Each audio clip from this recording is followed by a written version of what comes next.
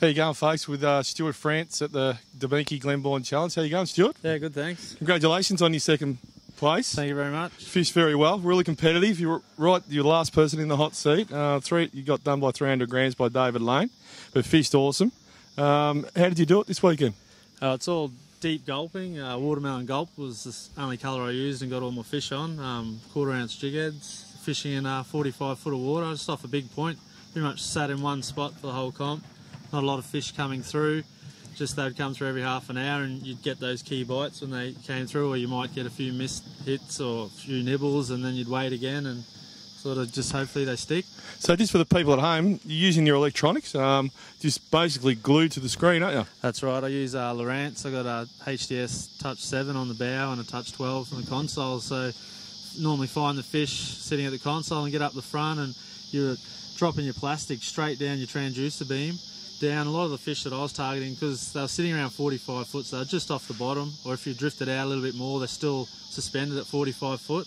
You drop it down the beam, sometimes you see them follow it down, yeah, and then you bring it back up. So it's sort of like playing a video game. Yeah, You're that's watching exciting. the screen the whole time, and if you drift off a little bit, you're still just feeling for the little bites, and you'll feel bite, bite, bite. You just got to do a really slow retrieve and keep bringing it up, and then the rod will start bending into the water, and you just don't strike, because you'll always pull it away and the fish generally will go away, and then just wait to the last minute and it'll load up, and generally you're on. That's fantastic. That's a good explanation. What sort of rods and reels and line were you using this weekend? Rods, B.A.S. I use two different models. The IP 8x1, it's a nice soft taper, good plastics rod, and an XP 8x1, which is the 8x1 model's got a good soft taper, and they're about a 4 to 8 pound rod.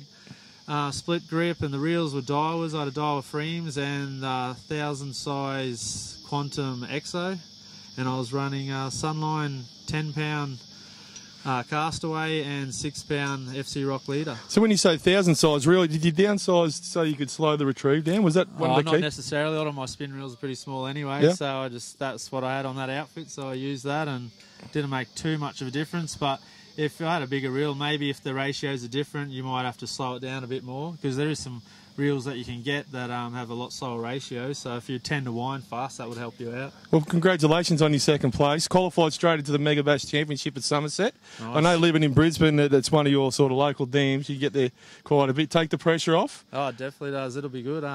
Be keen to go to Somerset for the final. Be able to visit there regularly, yeah, and pre-fish. And you got $1,580 to put in at the bank. The wife might have, but yeah, I've got it for now anyway, till I get home. Well, congratulations, mate. Travel safe home. Well done. Excellent. Thank you very much. Thanks, guys.